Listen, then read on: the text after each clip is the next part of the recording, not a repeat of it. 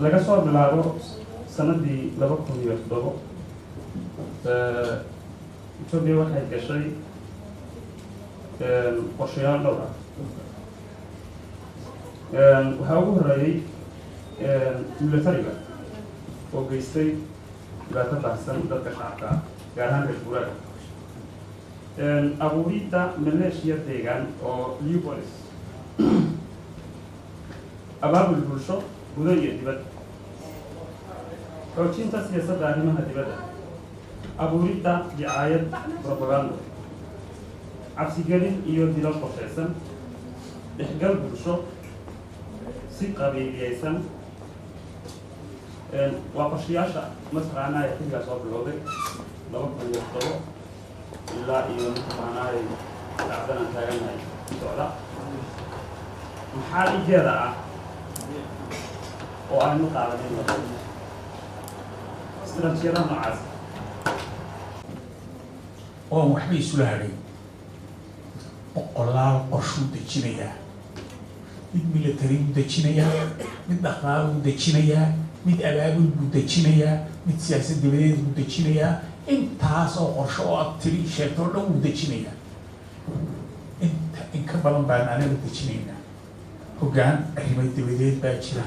oo siyaasaddiisa oo dhan dejinaya kii abaabulkaa jira oo bulshada iyo abaabulkeeda dejinaya intaa dejinaya kii dhaqaalaha jira oo aynu ka hadlayna kii warfaafintaa jira dhammaan waxaasoo wada siyaasaddii halganka iyo qorshayaashii halganka ee gumaysiga lagula dagaalamahayay ma aha wax kale oo gumaysiga lagula dhammaan gumaysigay ku jeedaan haddii aanu dawlad xoranahay wax kale aanu dejin lahayn laakiin hadda qorshe ciidan baanu dejinaynaa oonu gumaysiga kula dagaalamaynaa wadooyinkaanu gelaynaa xeriyo adigaan biligiisa dhegayso wiilkaasaan aad u jeclahay inuu aad i dhegaysto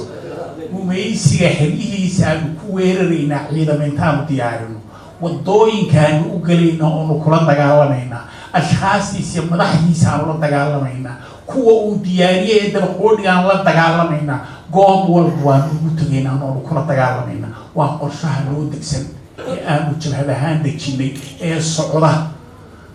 qorshayaasheeda kuwaanaa ka mida abaabulka eanu dadka iyaga ku kicinayno ee aanu u sheegayno dadka iyaga gumaysiga iyo xumaadiisa aanu u sheegayno waa kuwan aanu sanad walba qabanno aanu meel walba ku qabanno barnaamij waxaa jira nin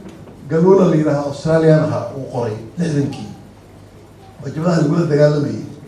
wuxuu faalleeyey sida Vietnam ay ugu fashilmeen Maraykanka sidii Faransiisku Algeria ugu fashilmeen sidii jabhadaha loola dagaalamay fashalka waxa keenay marka book buu diyaariyay leeyahay qaabkaas ayaa loola dagaalamay waxaa kaloo jiray book Ingiriisku qoray farteemeeyadii oo dalka hadda Malaysia la yidhaahdo oo shuuciyadu soo gashay kula dagaalamay Ingiriisku kaga adkaaday qaabku kaga adkaaday booktaas qoraaladaas la soo diray General Petraeus oo nin Maraykan ah oo generaalkii hadda dagaalka ku dambeeyay Afghanistan iyo Iraq waday ya booktii waa dib loogu noqday barnaamij la yidhaahdo Petraeus Doctrine ayaa loo dhiibay 2010kii Meles oo uu nugu fuliyey oo barnaamijkiisu galay maxaa ka mid ahaa barnaamijka waaga ay fuliyeen waxaa ka mid ahaa saldhigiisu wuxuu ahaa inay go-aan adagoo siyaasi qaataan xeerka caalamka iyo fikirka caalamka la iska dhigatiro wax walba banaanka laga sheegaha iska dhigatira xogta ururiya informationka controla wax walbo siyaasadda faragelina diida ciidankiina waxaa siisan awood buuxda oo operational security-ga ah wax walba way samayn karaan wax xada oo hor yaalla ma jiro marka ciidankii hore muxuu ahaa saraakiisha hore saraakiil cusub wix alla wixii dhulka ka shaqeynaya hala bedel rag cusub oo dhulkaan aqoon hala keeno wax alla waxaa taanjiira hala yidhaahdo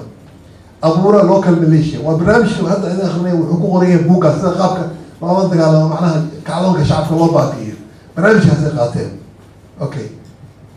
barnaamijkaas 2010kii ilaa hadda inay fuliyaan bay isku dayayaan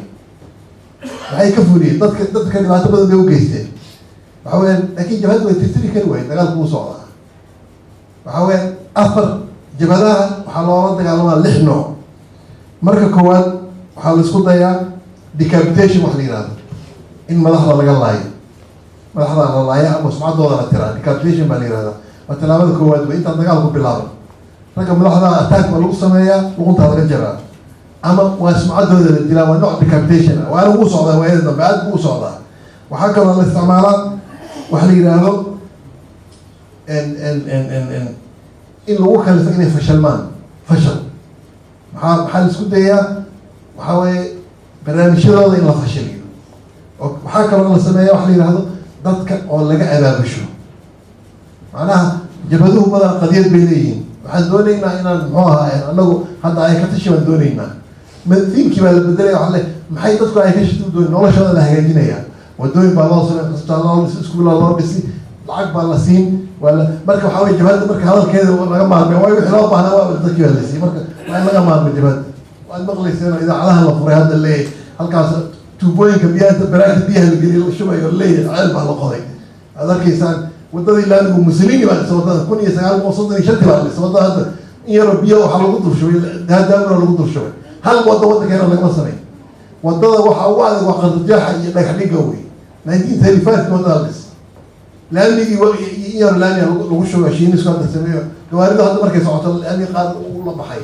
asagana badan military wasa. marka macnaha nolol beenaad baa loo abuuraya,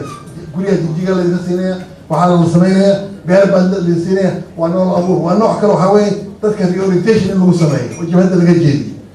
oo isku dayeen. maxaa kale intaa marka la kelo cadaadis marka kama dambaysa ah, cadaadiska marka lagu keli waayo marka in wada hadal loo furo, waa qodobka u dambeeya lixaad bay jabhadaha lagula dagaalo, in wada hadal loo furo. wada hadalka marka waxaa weeye dhowr weji buu leeyahay. marka koowaad in la day qaar dadka kamida been loo sheego leeyahay waa heshiis baa looga leeyahay, qaar waa kuwa hadda qaar lagu xareeyay dadkeeni waa hore, qaar badan oo kalena hadda laga yaabay sii socdaan marba qolo ay soo boodayso. waa nooc wada dagaalka kamid ah laga dagaalamo ummadaha wey. aakhirka markii la mari waayo markaa ay wada hadlaa in la galo, marka xal la gaaro, markaa waa markii dib. marka marxaladahaas oo anagu halkii waa soo wada maray, meeshii u dambeysay hadda maraynaa, wada hadalkii waan maraynaa. waxaa weeyaan dhowr arrimood baa jira marka la qiimeynaya. jabhad waxaa lagu qiimeeya sideedaba waxaa la yidhahdo asymmetric war baa dagaal aan sinayn baa la yidhahda. dagaalka jabhadda iyo dowladdu waxaa la yidhahda dagaal aan sinayn. dowladdu waxay haysataa taangiyo, dhaqaale haysataa, military bay haysataa, sharciyad caalami haysataa, waxa alla waxay u baahnaad bay haysataa. waxay haysataa xasaanad diblomaasi ah, mid siyaasadeed, mid dhaqaale, mid economy. marka waxaa weeyaan waa ilmo yaroo dhashay iyo aabihii oo dagaalamaya kala wey. wax walba way u dhanyihin dowladda. jabhaddu waxba ma haysato. go-aanka dagaalka lagu gaaray kaas wey. maxaa la soo baxay dagaalka noocaas oo kale asymmetric ah, ninka weyn muroodiga intaan laag waxaa lagaga adkaanaya waa maxay tabardarada lafteeda lagaga adkaanaya. waxaa jira matalan jabhadaha guuleysta waa jabhadaha ku dadaala inay weligood maaragtay ayna abuurin xoog rigooda burburin kara. jabhadaha ugu xoog badnaa qarnigan hadda soo galnay, hadda intii aan anagu dagaalamayna 20 sano u dambeeyey Tamil Tigers baa la oranayay. Tamil Tigers aad la socoteen waxay gaareen inay gobollo qabsadaan, taangiye yeeshan, diyaarado yeeshan, maraakiib bay yeeshan. waa lala tiiray waxaa la yidhi waxaana wataa dagaalka heshiis gal oo la heshiiya dowladda hadda heshiina idinka heli jirtaa. waxay yidhahdeen oran dhul baan haysanaa, waan la dagaalan karaa, awood baan leenahay, madaxweynaha bodyguardkiisa maanu badlaynayn. waa lagula tiiray waxaa la yidhi intaad ciidankani waxaanu yuusagan sirnaad ka tagtaan wiilashiina firdhiyo shan duurka u mara. jabhad jiiritaankeeda in 5 wiil duurka ku jirtaan bay u baahantay, ma u baahantay wax dishaata mara qaadooda uma baahan. way diideen ilaa ninkii guddoomiyahooda lagu dilay naanyaaka legliira meesha u dambeysay dagaalka dambeysay ku dhacay. waxyaabaha alif aan looga adkaan karin waa maxay? annagu dhul lama difaacno, tuulo ma difaacno. shanteeda wiil waxaa weeye marna waxay ka dagaalamaan muxuu ahaa qarin jabad, marna waxay ka dagaalamaan halkaa iyo bari bay ka dagaalamaan, marna waxay ka dagaalamaan waqooyi bay ka dagaalamaan. meel lagu aado ma laha. waa ciidan mobile, waa ciidan kooban. dadku waxay ka horreeyaan ma cabdiile la dilo, ma magaalada qabsada, ma tuulo hebel la gubo, ma aha. waxaa la yidhi dhulku xoog ma camin, ma cabsi ba caminta. jiritaanka jooxo ciidankay uu ku filan yahay.